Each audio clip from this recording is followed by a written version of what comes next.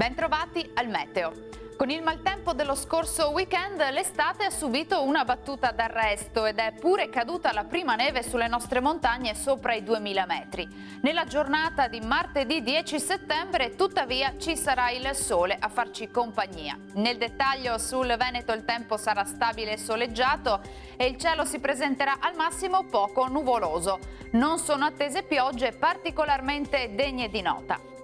Clima più fresco con temperature minime comprese tra i 10 e i 17 gradi, massime oscillanti invece tra i 22 e i 25 gradi.